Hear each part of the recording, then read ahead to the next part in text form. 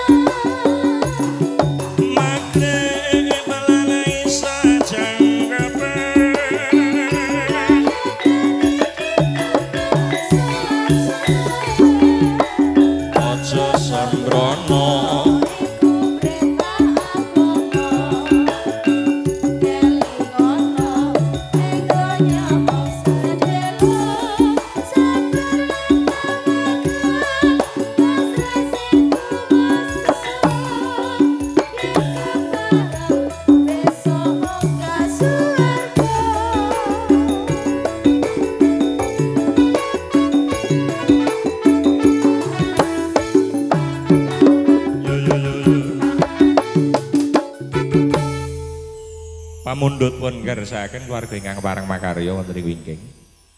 Bung Janto dan juga Lek Marji dan kawan-kawan semuanya.